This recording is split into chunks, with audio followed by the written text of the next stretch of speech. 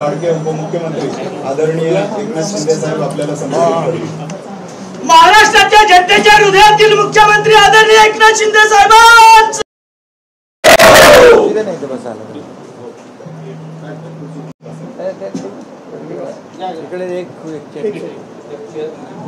इकडे आहे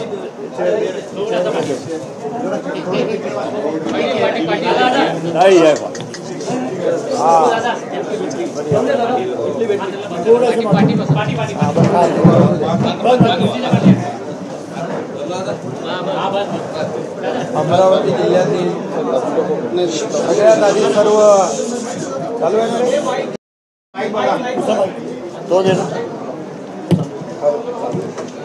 सर्व पत्रकार आवाज नाही रे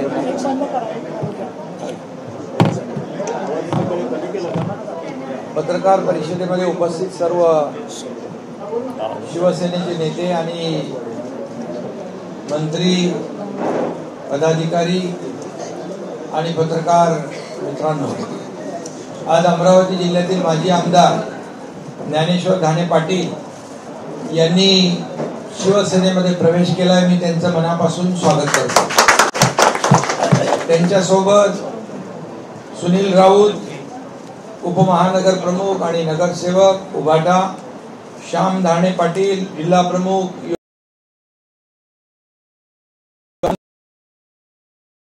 राहुल लांजेवार तालुका प्रमुख, त्याचबरोबर तिवारी,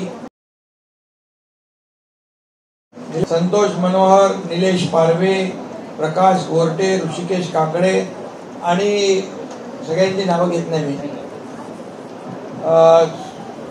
बरीच नावं आहेत आणि त्यामुळे मी सर्वांचंच मनापासून आज शिवसेनेमध्ये स्वागत करतो।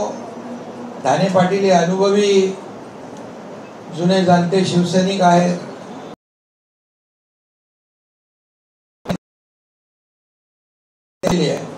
त्यामुळे मी त्याची काही पुनरावृत्ती करणार नाही, परंतु तुम्ही दुसऱ्या पक्षात नाही तर स्वगृही बाळासाहेबांच्या विचारांच्या शिवसेनेमध्ये धनुष्यमानाच्या शिवसेनेत आलेला, त्यामुळे मला तुमचं स्वागत करता एक जुना जाणता कार्यकर्ता, एक अनुभवी कार्यकर्ता, तुम्हाला संघटना वाढवायची आहे आणि कुठलाही अशी अटी शर्ती न ठेवता संघटन वाढीमध्ये काम करणं हा एक तुमचा उद्देश या ठिकाणी आपण बोलून दाखवलेला आहे। मी मनापासून आपलं स्वागत करतो, आपल्याला शुभेच्छा देतो आणि की आपल्या सौभाग्यवती म्हणाले जा तिकडे, त्यांच्या बहिणी आहेत म्हणून म्हणाल्या आणि या अगोदरचं सरकार आपण पाहिलं, त्यांचा पाहिला विकास स्थगिती देण्याचे निर्णय पाहिले। आता हे सरकार स्थगिती सरकार नाही तर प्रगती सरकार आहे आणि आमचं आपलं महायुती सरकार आल्यानंतर टाकले आणि विकासाला आणि की विकास प्रकल्प रखडले होते ते पूर्णत्वास नेले, जे प्रकल्प बंद होते ते सुरू केले आणि लोकाभिमुख आहे। नागपूर मुंबई समृद्धी मार्ग आणि अमरावतीला देखील आपल्याला त्याचा फायदा होतोच आहे आणि म्हणून त्याचबरोबर अनेक असे विकास प्रकल्प आपण पुढे नेतोय आणि लोकाभिमुख कल्याणकारी योजनाही घालतोय। लाडकी बहीण योजना, शेतकरी सन्मान योजना आपण पाहिली, लेक लाडकी लखपती योजना आपण पाहिली, ज्येष्ठांची योजना पाहिली आणि अनेक योजना आपण या ठिकाणी सुरू केल्या आणि म्हणूनच या राज्यामध्ये महाराष्ट्रातल्या तमाम जनतेने एक असं यश दिलं की अति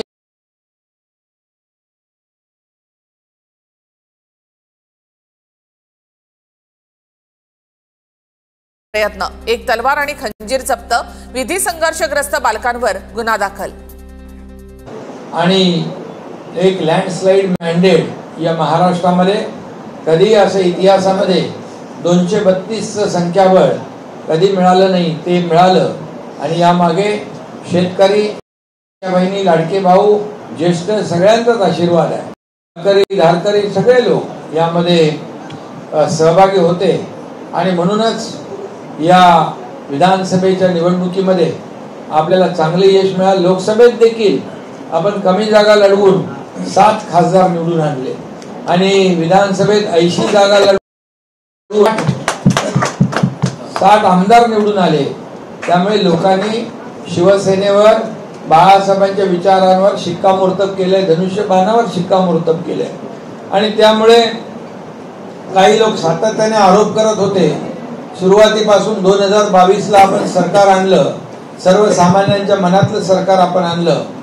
आणि त्यामुळे या ठिकाणी आपण जे काम केलं 2.5 वर्षामध्ये त्याची पोचपावती विधानसभेच्या निवडणुकीमध्ये जनतेने दिली. आणि म्हणून दाने पाटीलजी, तुमच्यासारखे अनेक कार्यकर्ते, अनेक पदाधिकारी जिल्ह्यातून, महाराष्ट्रभरातून, तालुक्यातून लोकप्रतिनिधी आहेत, पदाधिकारी आहेत, ते शिवसेनेमध्ये येत आहेत. याचं कारण एवढंच आहे की आपण कार्यकर्त्यांच्या पाठीशी उभा राहणारा हा पक्ष आहे. हा कार्यकर्त्यांचा पक्ष आहे. हा मालक नोकरांचा पक्ष नाही. इथं सर्व कार्यकर्ते आहेत आणि म्हणून जो काम करेल तो पुढे जाईल, अशा परिस्थितीमध्ये आपल्या पक्षाची वाटचाल सुरू आहे. आणि म्हणून बाळासाहेबांचे विचार पुढे नेणं, धर्मवीर आनंद दिघे साहेबांची शिकवण जी आहे ती आणणं, या आणि त्यांचं काय होतं, सर्वसामान्य लोकांचा विकास, सर्वसामान्य लोकांच्या आयुष्यामध्ये चांगले दिवस आणणं, हेच होतं. आणि त्या दृष्टीने आपण पुढे चाललोय. आणि म्हणूनच या महाराष्ट्रातल्या तमाम लोकांतून, तमाम सगळ्याच भागातून सर्व लोक शिवसेनेत येत आहेत. मी त्यांचं स्वागत करतो. कालच डबल महाराष्ट्र केसरी चंद्रहार पाटील त्यांनी देखील काल प्रवेश केला. त्यांच्यासोबत जवळपास 5000 पैलवान होते आणि त्यांनी प्रवेश केला. आता ते म्हणाले मोठा कार्यक्रम करायचं, बोलू इथं ठाण्यात मोठा नाही होणार, तुमच्याकडे सांगलीत मोठा होईल. आणि त्यामुळे अनेक लोकप्रतिनिधी, नगरसेवक, मुंबईतले नगरसेवक, राज्यातले नगरसेवक, सगळेच लोक आज शिवसेनेत येत आहेत. आणि मला देखील आनंद आहे, समाधान आहे की आपण जो विचार घेतलेला आहे, हिंदुत्वाचा विचार घेतला आणि विकासाचा विचार जो आपला आहे, या राज्याला पुढे नेणं, सर्वसामान्यांच्या आयुष्यात चांगले दिवस आणणं, सोन्याचा चमचा आलो नसलो तरी सर्वसामान्य महाराष्ट्रातल्या जनतेच्या आयुष्यामध्ये सोन्याचे दिवस आणण्याचा मात्र प्रयत्न आपला सुरू आहे. आणि म्हणून ही वाटचाल जी बघून आपण आलात, आपलं स्वागत. आपण विश्वास दाखवलात, आपलं स्वागत. आणि जो विश्वास दाखवलेला आहे तो विश्वास सार्थ करण्याचं काम शिवसेना करेल. मी स्वतः आपल्या सोबत आहे, आपल्याबरोबर आलेल्या सर्वांच्या सोबत आहे. जे पुढे आपण लोक जी काही तुम्ही यादी बनवलेली आहे तेही लोक लवकर येतील आणि त्या भागामध्ये अमरावतीमध्ये शिवसेना मजबूत होईल, ताकदवान होईल. आणि आपल्याला दुसरं काही राजकारण करायचंच नाही, आपल्याला विकासाचं राजकारण करायचं आहे. आणि त्यामुळे मी तुम्हाला खूप खूप शुभेच्छा देतो, मनापासून आपल्याला धन्यवाद देतो आणि मनापासून आपल्याला पुढील वाटचाली शुभेच्छा देतो. धन्यवाद. जय हिंद, जय महाराष्ट्र. नरेंद्र मोदी यांच्या सरकारला 11 वर्ष पूर्ण झाले. त्यांच्या कामाचं मूल्यांकन नेमकं तुम्ही कसं करता? कारण 11 वर्ष आज पंतप्रधान नरेंद्र मोदी यांना पूर्ण झालेले आहे.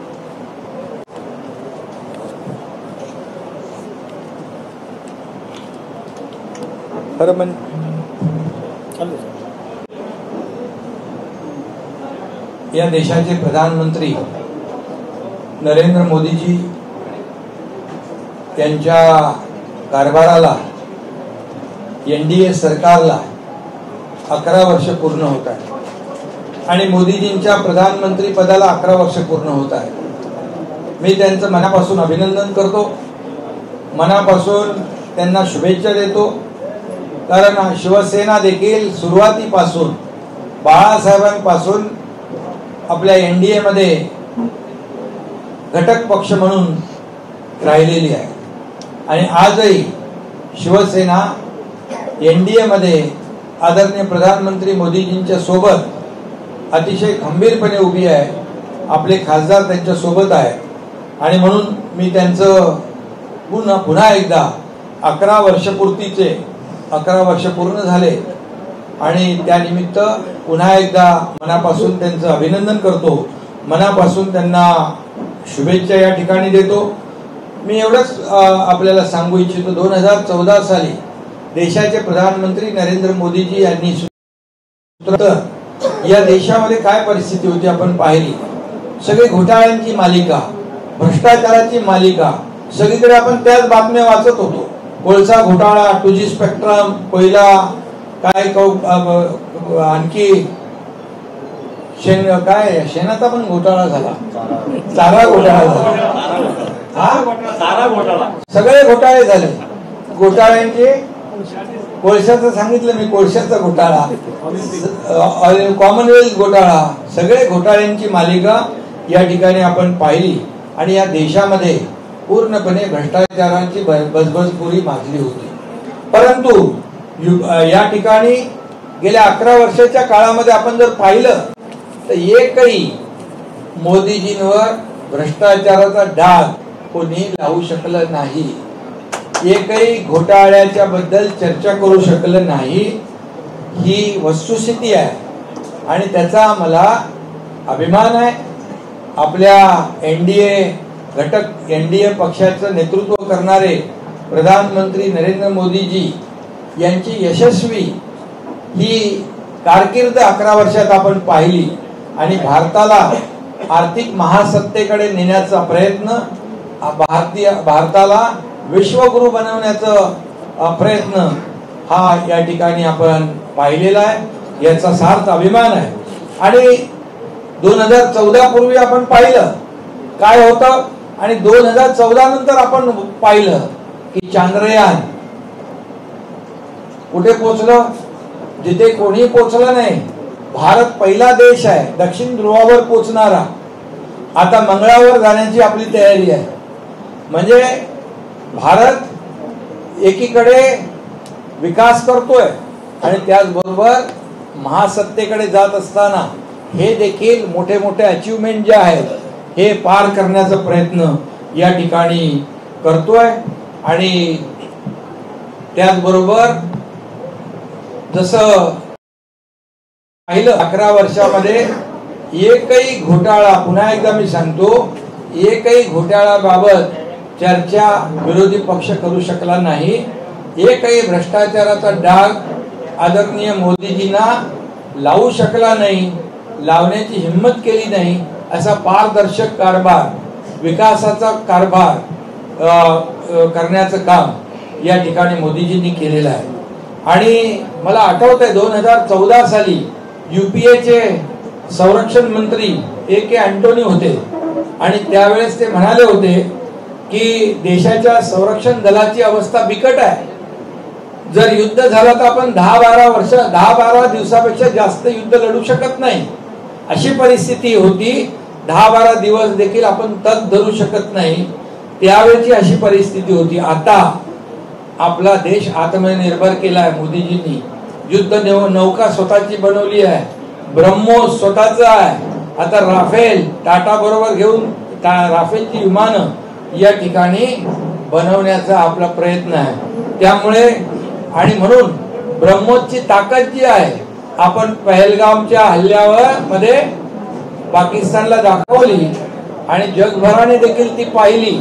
ऑपरेशन सिंदूरच्या माध्यमातून जे पहलगाम मध्ये आपल्या लाडक्या बहिणींच्या कपाळाचं कुंकू पुसण्याचं काम पाप आणि ऑपरेशन सिंदूर म्हणजे सिंदूर पुसण्याचं काम पाप जे पाकिस्तानने केलं, आतंकवाद्यांनी केलं, त्यांना जशाच तसा धडा भारताच्या लष्कराने शिकवला आणि त्यांच्या मागे मोदीजी ठामपणे उभे राहिले आणि त्यावेळेस ब्रह्मोसची ताकद एक कळली. पाकिस्तानने सिव्हिलियनवर नागरिकांवर अटॅक केला परंतु भारताने प्रिसिजन अटॅक केला. फक्त आतंकवाद्यांचे जे अड्डे ते उद्ध्वस्त केले, त्यांना सबक शिकवली. 100 पेक्षा जास्त खतरनाक जे आतंकवादी आहे त्यांना ठार केलं. ही ताकद आपल्या भारताची वाढली आहे. म्हणजे 2014 पूर्वी भारत 10-12 दिवस पण लढाईत तग धरू शकत नाही असं स्वतः संरक्षण मंत्री AK अँटोनी म्हणाले. आणि आताची परिस्थिती बदलली आहे. आणि म्हणूनच या 10 वर्षामध्ये गेल्या एकही म्हणजे अगोदरच्या UPAच्या काळामध्ये जे हल्ले झाले, 26/11 झाला हल्ला झाला, मुंबई बॉम्बस्फोट झाले, सिरिल बॉम्बस्फोट झाले, पुलवामा झाला, संसदेवरचा हल्ला झाला, किती हल्ले झाले, पण कधी ऍक्शनला रिॲक्शन मिळाली नाही. परंतु आता मात्र या पहलगाम हल्ल्यानंतर या नवा भारत काय असतो हे दाखवून दिलं. आणि घरामध्ये घुसून घर में घुस के मारेंगे म्हणाले तर पाकिस्तानमध्ये आतंकवाद्यांना आणि पाकिस्तानला घुसून धडा शिकवला. हे वैशिष्ट्य आहे. आणि म्हणून हा फरक आहे. हा अगोदरच्या सरकारमध्ये एक वोट बँकेचं राजकारण पूर्वी करायचे, परंतु आता देशभक्तीचं, राष्ट्रभक्तीचं आणि विकासाचं राजकारण मोदीजी करतायत. हा फरक आहे. आणि म्हणून काँग्रेसच्या 50 वर्षाच्या कार्यकाळामध्ये जेवढी कामं झाली नव्हती, मग पायाभूत सुविधा असतील, विमानतळ असतील, रेल्वे असतील, रस्ते असतील, पोर्ट असतील, आपण बघा आकडेवारीत मी जात नाही, परंतु आकडेवारी त्या ठिकाणी दुप्पटपेक्षा जास्ती. आज बघा 2014 मध्ये 74 विमानतळ होती, आता 2024ला 141 वर पोहोचली आहेत. 2047 मध्ये 300 विमानतळ पोहोचवायची आहेत. त्याचबरोबर या ठिकाणी महाराष्ट्राला 2014 ते 24 मध्ये 10 लाख कोटी रुपये या ठिकाणी निधी देण्याचं काम केंद्र सरकारने मोदीजींनी केलेलं आहे. एम्स वगैरे तर ठीक आहे, 6 वरून 22, IT IIT वगैरे खूप झालेलं आहे. परंतु या ठिकाणी मेक इन इंडिया आणि डिजिटल इंडिया या ठिकाणी आपण त्याच्यावर काम करतोय. आणि खऱ्या अर्थाने केवळ इन्फ्रास्ट्रक्चरमध्ये मी डिटेलमध्ये जात नाही, परंतु फक्त इन्फ्रास्ट्रक्चर नाही तर कल्याणकारी योजना देखील मोदीजींच्या काळामध्ये आपण पाहिल्या. आणि त्यामध्ये आपण काँग्रेस यापूर्वी UPA सरकार काँग्रेस म्हणायची गरिबी हटाव, गरिबी हटाव, गरिबी हटाव, परंतु गरिबी हटली नाही, गरीब हटून गेला. पण मोदीजींनी 25 ते 30 कोटी लोकांना दारिद्र्य रेषेच्या वर आणलं. हा फरक आहे.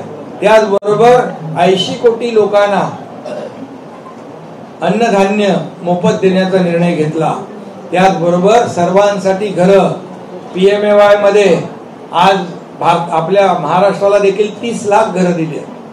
आणि त्यामुळे सर्वांसाठी घरं, त्याचबरोबर मोफत अन्नधान्य, रोटी, कपडा, मकान देणारे प्रधानमंत्री आणि गरिबी वाढवणारा अगोदरचा सरकार, हा देखील फरक या ठिकाणी आपल्याला मी सांगू इच्छितो. त्याचबरोबर महिलांना आम्ही लाडकी बहीण योजना केली. जशी लाडकी बहीण योजना केली तसं महिला सक्षमीकरणासाठी देखील मोदीजींनी निर्णय घेतला. आणि महिला आत्मनिर्भर करण्यासोबतच त्या ठिकाणी आत्मसन्मानही त्यांना मिळवून दिला. आणि 33% आरक्षण या ठिकाणी देण्याचा ऐतिहासिक निर्णय घेतला. मला वाटतं नवीन संसद भवनामध्ये पहिला निर्णय नारी शक्ती बिल, मातृवंदना बिल आणलं. आणि 33% महिलांना, आमच्या लाडक्या बहिणींना आरक्षण देण्याचा ऐतिहासिक निर्णय त्यांनी घेतला. त्यानंतर महिलांना लखपती दीदी असेल, ड्रोन दीदी असेल, बेटी बचाव बेटी पढाव असेल, त्याचबरोबर उज्ज्वल योजना असेल, जनधन योजना असेल, या ठिकाणी त्याचबरोबर 1 कोटी उज्ज्वला योजनेच्या माध्यमातून 1 कोटी कुटुंबांना गॅस जोडणी दिल्या. आणि खूप काय काय या ठिकाणी महिलांसाठी मोठमोठ्या योजना केल्या. शेतकऱ्यांसाठी शेतकरी सन्मान योजना केली, 6,000 रुपये वर्षाला, 6,000 रुपये राज्य सरकार देखील देत आहे. आणि त्यामुळे शेतकऱ्यांसाठी देखील मोठ्या प्रमाणावर योजना केल्या. आयुष्मान भारत मध्ये आरोग्याची देखील काळजी घेतली. 5 लाखाचा आयुष्मान भारत योजनेमधून त्यांना जे निधी मिळतोय त्यामध्ये आरोग्याचं देखील त्यांनी काळजी घेतली. शिक्षणाला देखील प्राधान्य दिलं. शिक्षणामध्ये देखील या ठिकाणी हे आपलं भवितव्य आहे देशाचं हे समजून त्यामध्ये देखील खूप मोठ्या प्रमाणावर रिफॉर्म्स केले, परिवर्तन आणलं आणि त्याचबरोबर अनेक अनेक अनेक कामं त्यांनी केली. मी सगळ्या डिटेलमध्ये जात नाही, परंतु मी आपल्याला एवढंच सांगतो, भारत आर्थिक महासत्ता बनण्याच्या मार्गावर सुरू आहे.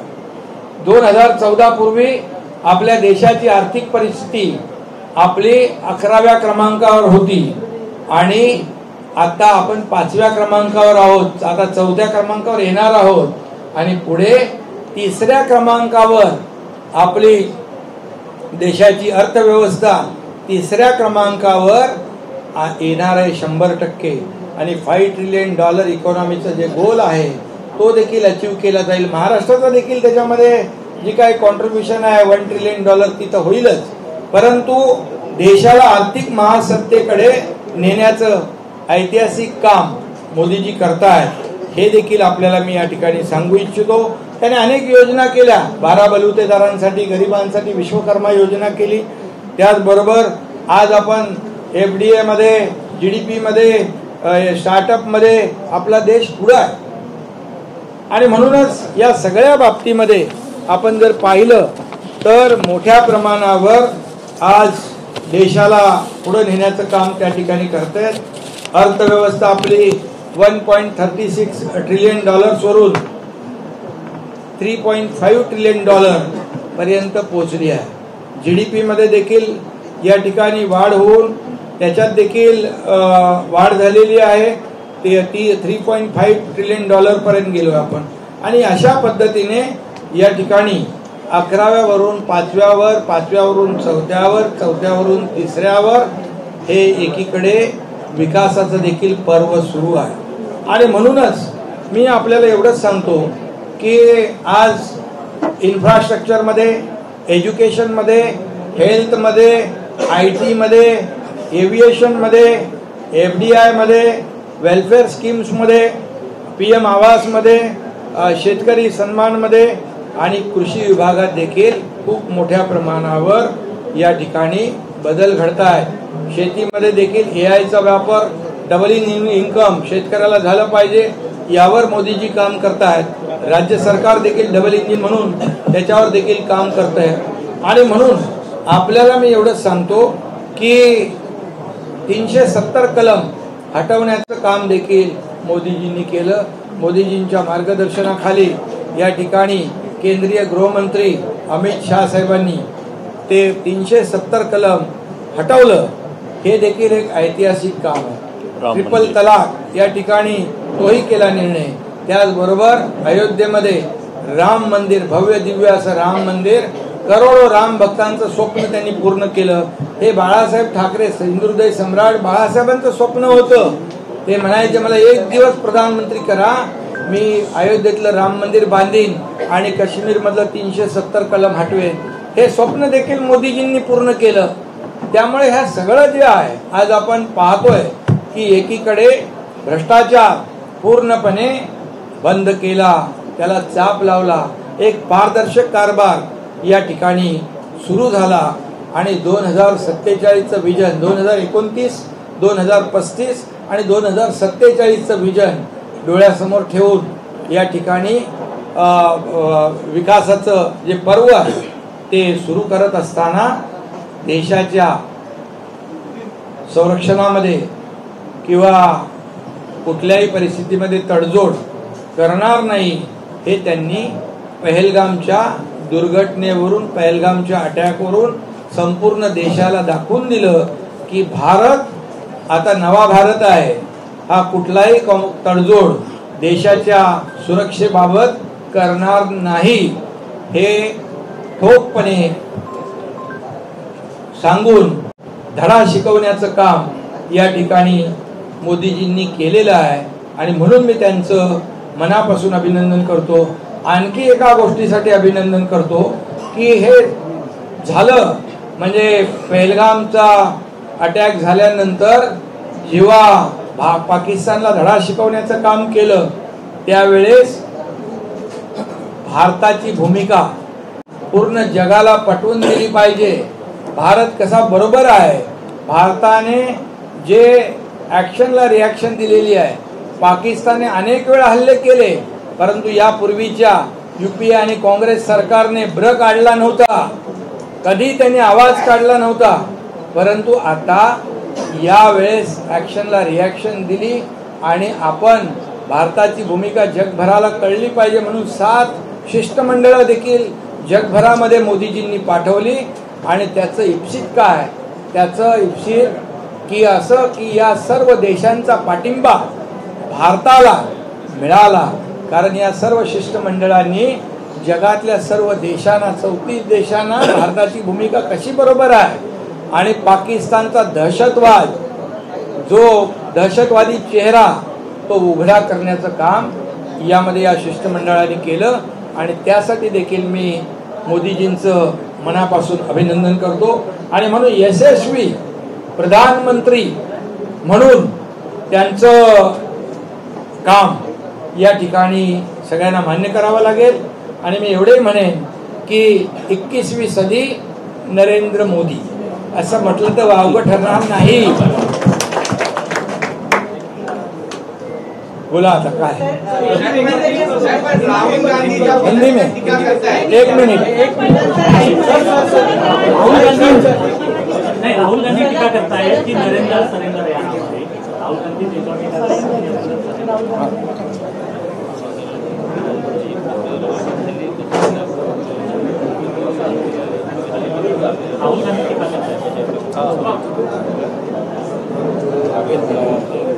बाहेर जाऊन देशाची बदनामी करणं. राहुल गांधींनी भारत जोडो यात्रा काढली, काय मिळालं? महाराष्ट्रामध्ये महायुतीचं सरकार आलं, कामाला माणसं मतं देतात, टीका करणाऱ्यांना नाही. इथे महाराष्ट्रात देखील टीका करून करून थकले. सकाळी झोपता उठता एकनाथ शिंदे संताजी धनाजी घोड्याला दिसायचे, तसं माझ्यावर टीका केली. आता काय परिस्थिती आहे त्यांची? त्यामुळे राहुल गांधी यांनी नरेंद्र मोदीजी यांच्यावर टीका करणं म्हणजे खऱ्या अर्थाने ते बोलू का मी सूर्यावर थुंकण्यासारखा प्रकार आहे. आणि म्हणून किती बदनामी राहुल गांधी करतात. ते राहुल गांधींना काय सिरियस घ्यायचं? ते नेहमी अरे देशाची बदनामी तुम्ही तिकडे जाऊन करता, विदेशामध्ये. प्रधानमंत्र्यांची बदनामी तुम्ही विदेशात जाऊन करता. तुम्ही आता किती मिसाईल गेले, किती तोफांचे गोळे गेले, किती अम्युनिशन गेलं, किती विमानं पडली ह्याचा हिशोब मागताय. अरे तुम्ही तर असा हिशोब मागितला पाहिजे 26/11 मध्ये किती लोक मेली त्यांचा हिशोब पाकिस्तानकडे मागितला पाहिजे. सिरियल बॉम्बस्फोट मध्ये किती लोक मेली त्याचा हिशोब मागितला पाहिजे. संसदेच्या हल्ल्यात किती लोक मेली त्याचा हिशोब मागितला पाहिजे. या बॉर्डरवर सीमेवर किती लोक मारले, आपले सैनिक शहीद झाले याचा हिशोब मागितला पाहिजे. हा काय हिशोब मागताय? आणि म्हणून हे दुर्दैवी आहे की ज्या प्रधानमंत्र्यांनी या देशाला पुढे नेलंय त्यांच्यावर टीका करायची. मी तर एवढंच सांगेन, खऱ्या अर्थाने बदनामी म्हणजे बाहेर जाऊन देशाची बदनामी राहुल गांधी करतात. त्यांच्याकडे काय मी सांगायचं मला गरज नाही, तर एवढंच सांगेन त्यांनी किती बदनामी करू द्या, पण मोदीजी देश पुढे घेऊन चालले. त्यामुळे फक्त एकच सांगतो, देश की जनता नहीं आंधी, कुछ भी करो राहुल गांधी. म्हणजे जनतेला माहित आहे की तुम्ही बदनामी करून करून करून करून काय करणार. मोदीजींवर रोज टीका करतात, पण मोदीजींना आता ह्या निवडणुकीमध्ये सगळे पक्ष एकत्र आले की मोदीजी प्रधानमंत्री होऊ नये, पण मोदीजी बैठ गए उधर. सगळे लोक एकत्र येऊन पण पुन्हा मोदीजींना देशातल्या जनतेने 140 कोटी जनतेने पुन्हा प्रधानमंत्री केलं. आणि म्हणून मी एवढंच सांगतो की त्यांनी जे वक्तव्य केलंय एवढ्या मोठ्या माणसाबद्दल, देशाच्या प्रधानमंत्र्याबद्दल, हे अतिशय दुर्दैवी आहे. त्याची निंदा करावी तेवढी थोडी आहे, त्याचा मी निषेध करतो. ठाकरे गटाने मुंबईचा लढा हा हे कॅम्पेन उभं केलेलं आहे. मुंबई महापालिका निवडणुकीच्या पार्श्वभूमीवर लढा मुंबईचा हे ठाकरे गटानं सुरू केलेला आहे. काय वाटतं? कसला लढा? लढा मुंबईचा हे कॅम्पेन सुरू केलंय ठाकरे. लढा मुंबईचा? अरे बाबा, गरिबीबद्दल बोललात. आदित्य ठाकरे असं म्हणतायत की धारावीतल्या गरीब जनतेला बाहेर काढून ती सगळी जमीन जी आहे ती अदानींना दिली जाते आणि म्हणून त्याच्या विरोधात ते लढा. आज तुम्हाला मी सांगतो, तुम्ही जरा धारावीच्या बद्दल, तुम्ही पत्रकार रोज जाता तिथे, कसे लोक राहतात बघितलं? गटार, शौचालय, उघडे गटार, पाणी, मच्छर, डास, नाला सगळं आहे तिथे. एका घरामध्ये 10 लोक राहतात छोट्या खोलीत. तुम्ही वास्तव बघा, त्यातले 4 लोक तिथे झोपलेले लोक काम करतात. म्हणजे पूर्ण लोक एका वेळी 10 लोकांना झोपण्याची सोय नाही. ड्युटी मध्ये ते झोपतात, 3 शिफ्ट मध्ये. ही वास्तव आहे. तुम्ही तर आलिशान बंगल्यामध्ये राहता. अरे गरीबाला घर मिळू दे. आणि कुठलाही अदानी वगैरे नाही. ही सगळी जागा जी आहे DRP, धारावी रिडेव्हलपमेंट प्रोजेक्ट, याचा मालक सरकार आहे. आणि 2 लाख लोकांना घर, म्हणजे 1 कोटीचं एक घर पकडलं तर 2 लाख कोटी रुपयाची घरं लोकांना मिळणार आहेत. अरे वस्तुस्थिती तरी जाणून घ्या. आरोप करायचा, तुम्हीच ते निर्णय घेतला. आम्ही तर उलट, मी मुख्यमंत्री झाल्यानंतर त्याच्यातल्या ज्या त्रुटी होत्या त्या दूर करून त्यांना जे काही TDR मध्ये कॅपिंग करणं, त्या ठिकाणी काही निर्बंध होते ते आम्ही काढून टाकले. लोकांना फायदा होईल हे आम्ही बघितलंय. आणि तिथं तुम्ही तर फक्त पात्र लोकांना घरं द्या म्हणाला. आम्ही सांगितलं जेवढे लोक राहतात, पात्र पण अपात्र पण, सगळ्यांना घरं मिळाली पाहिजे, ही आमची भूमिका आहे. आणि त्यामुळे तुम्ही किती मुंबईकर काय म्हणाले, लढा मुंबई, ज्यांनी मुंबई विकली, ज्यांच्यामुळे मुंबईच्या बाहेर फेकला गेला. अरे बदलापूरला लोक गेले, अंबरनाथला गेले, इकडे वसई विरार नाला सोपाऱ्याला गेले. कोण बिल्डर होते, कशामुळे गेले बाहेर? त्या मुंबईकरांना परत आणण्याचं काम आम्ही करणार. आता आम्ही MMRDA बरोबर एक घाटकोपर रमाबाई नगर 17,000 झोपड्यांचा प्रकल्प MMRDA करते, बिल्डर करत नाही. आणि म्हणून SRA आणि म्हाडा बरोबर MMRDA, BMC, शिडको, MSRDC, MIDC, Mahapreet या सगळ्यांना JV मध्ये घेतलंय. आणि सगळे रखडलेले प्रकल्प मार्गी लावून मुंबई बाहेर फेकलेला मुंबईकर पुन्हा परत आणणार. त्यामुळे त्यांना काय, आणि त्यांना भाड्याचे चेक दिले 105 कोटी रुपये. तेव्हा कुठे गेले होते? मुंबईचा लढा त्याला निवडणूक आली की मुंबई पासून तोडणार. हे लगे ती काय घिसीपिटी कॅसेट आहे ती. काँग्रेस शरद पवारांनी असं वक्तव्य केलंय की राहुल गांधींबद्दल बोलतात. शरद पवार असं म्हणतात की जर शेजारच्या देशांशी जर आपण चांगले संबंध ठेवलेले आहेत तर त्याची किंमत देशाला चुकवावी लागते. मोदीजींनी कोविडमध्ये भारतामधून तयार झालेली लस जगभरामध्ये देण्याचं काम केलं. त्यांच्याशी जे रिलेशन आहे ते रिलेशन अधिक स्ट्रेंथन करण्याचं काम केलं. आणि म्हणून G20चं अध्यक्षपद आपल्याला मिळालं. ही का मोठी अचिव्हमेंट आहे. सगळ्या देशांबरोबर चांगले संबंध प्रस्थापित केले म्हणून तर झालं. आज परदेशी गुंतवणूक देशात काय येते? ही मोदीजींच्या रिलेशनमुळे, त्यांनी जे रिलेशन मेंटेन केलेले त्याच्यामुळे. आणखी पण कुठलं तरी अध्यक्षपद आपल्याकडे आहे. आणि दुसरी गोष्ट, कधी आपण बघितलं प्रधानमंत्री मोदीजी जेव्हा बाहेर जातात तेव्हा कोणी गळाभेट घेतो, कोणी प्रधानमंत्री राष्ट्राध्यक्ष वाकून नमस्कार करतो? कधी पाहिलं होतं हे? कारण याचं कारण मोदीजींनी तसे संबंध ठेवले आहेत. तिकडून लोक आता पहिले आपल्याला सारखं वारंवार तिकडे जावं लागत होतं, परंतु आता विदेशातले पंतप्रधान, राष्ट्राध्यक्ष आपल्या भारतात येत आहेत. का? हा विकास आहे. आणि म्हणून या ठिकाणी जे देशाचा गौरव या ठिकाणी वाढवण्याचं काम केलंय त्याबद्दल त्यांचं अभिनंदन. मुक्त मुक्तकंठाने केलं पाहिजे. राष्ट्रवादी काँग्रेसचे अरे तुम्ही आज 11 वर्ष झाले त्याचं बोला नाही यार. म्हणजे पदमुक्त करा तर काही वेगळी समीकरणं होती. आता मोदीजींच्या बरोबर बोलायचं, मोदीजींच्या बद्दल त्याला धरून काय ते काही हिंदवी वेगळं सर आजच्या कॅबिनेटच्या बैठकीमध्ये 2014 मोदी जी को 11 साल पूरे हुए हैं.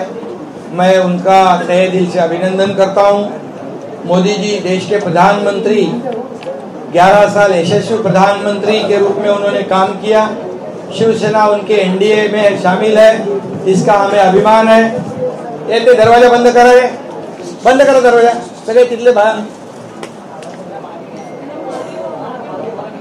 यशस्वी 11 साल पूरा करना ये बहुत बड़ी बात है. और शिवसेना उनका घटक दल है, गठबंधन में हम लोग हैं, इसका भी हमें अभिमान है.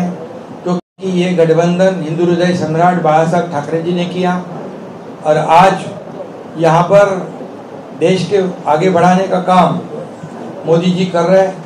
मैं एक ही बात आपको बताना चाहता हूँ.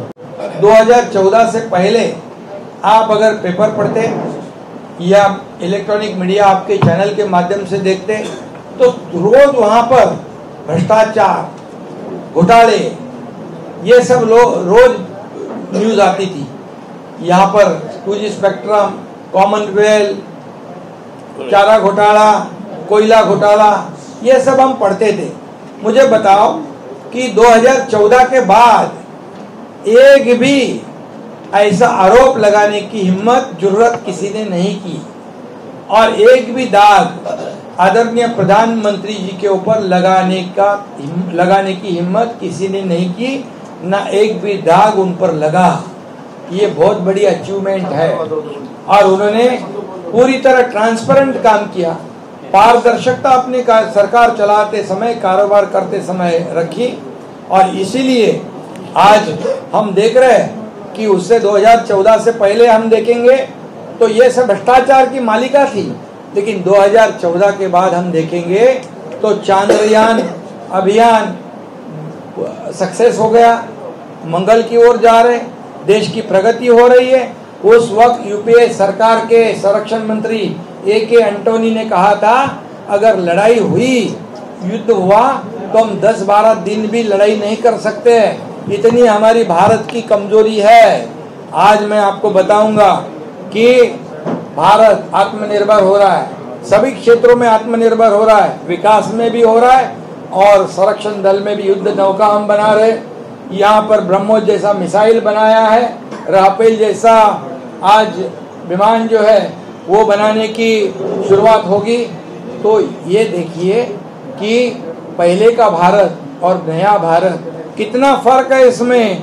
और यूपीए के समय में ये भारत पे हुए हमले आपने देखे हैं. मुंबई पे 26/11 हमला हुआ है, सिरिल बॉम्ब स्फोट हुए हैं, संसद पर हमला हुआ है, यहाँ पर पुलवामा भी हुआ है. लेकिन एक्शन को कभी भी वो कांग्रेस सरकार ने रिएक्शन नहीं दी. हमारे सीमा पर लड़ने वाले जवान, उनके गर्दन काटकर पाकिस्तान ले जाने का पाप भी पाकिस्तानी सैनिकों ने और आतंकवादियों ने किया. लेकिन तभी किसी ने भी मुंह से ब्र निकालने की हिम्मत नहीं की, पाकिस्तान के खिलाफ में बोलने की हिम्मत नहीं की. अभी पहलगाम में जब हमारी बहनों का सिंदूर मिटाने का पाप किया तब आदरणीय प्रधानमंत्री मोदी जी ने ऑपरेशन सिंदूर के माध्यम से पाकिस्तान को सबक सिखाया. ईंट का जवाब पत्थर से दिया, खून का बदला खून से लिया. और अभी कहा है कि आगे सिर्फ बात होगी POK की, आगे सिर्फ बात होगी दहशतवाद के खिलाफ की. और ये बदल है, ये बदलाव है. और इसीलिए मैं इतना ही कहूँगा, अभी नया भारत है, ये घुस के मारने वाला भारत है. ये देश की सुरक्षा से कोई भी कॉम्प्रोमाइज करने वाला, समझौता करने वाला भारत नहीं है. ये फर्क है. और विकास के बारे में हम बताएंगे तो 50 साल में कांग्रेस ने क्या किया है और अभी 10 साल में मोदी जी ने क्या किया है, उसकी तुलना आप करेंगे तो उसके आंकड़े में मैं जाना नहीं चाहता हूँ. लेकिन 11वें नंबर की अर्थव्यवस्था को 5वें नंबर पर लाने का काम किया है। अब 4थे नंबर पे आएगी और 3रे नंबर पर लाने का काम मोदी जी के नेतृत्व में होगा। ये देश आर्थिक महासत्ता की ओर बढ़ रहा है। $5 ट्रिलियन का गोल अचीव करने जा रहे हैं हम। ये बदलाव है। एयरपोर्ट है, पोर्ट है, रेलवे है, रोड है, ये सब इंफ्रास्ट्रक्चर को बढ़ोतरी मिली है। लोक कल्याणकारी योजनाओं को बढ़ावा दिया है। इसमें लाडली बहन हो, लेक लाडकी लखपति हो, यहाँ पर उज्ज्वला योजना के माध्यम से 1 करोड़ हमारे बहनाओं को गैस का कनेक्शन हो, बेटी बचाओ बेटी पढ़ाओ, कई अभी मैं कितना बोलूं उसमें। और जो है ये करने का काम यहाँ पर किया है। कांग्रेस और यूपीए सरकार सिर्फ बोलती थी गरीबी हटाओ, गरीबी हटाओ, गरीबी हटाओ। गरीबी हटी क्या? गरीबी हटी नहीं, गरीब हट गया है। और लेकिन मोदी जी ने 25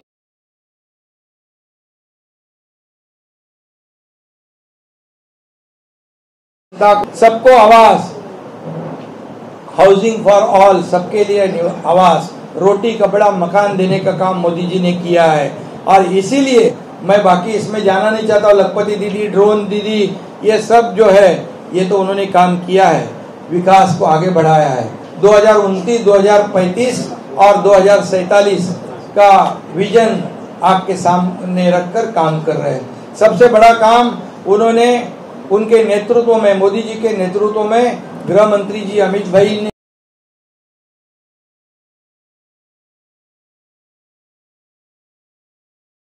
किया था, उसको भी पूरा किया। इसके लिए भी मैं उनका अभिनंदन करता हूं। अगर बड़ा साहब होते तो निश्चित रूप से उनका भूरा भूरा एकदम मुक्त कंठ से अभिनंदन करते।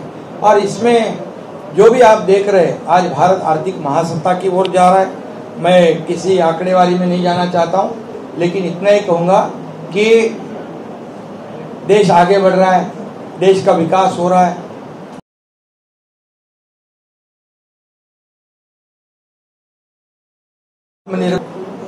चुनाव में आरक्षण देने का ऐतिहासिक निर्णय लिया है मातृवंदना बिल के माध्यम से।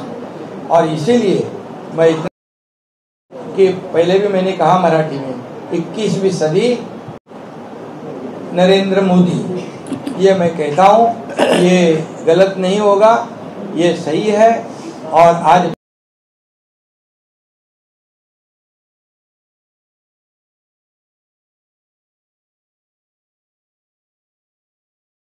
प्रधानमंत्री दुनिया में जाते तो देश का नाम उज्जवल करते हैं, ये हमारे लिए बड़ी बात है।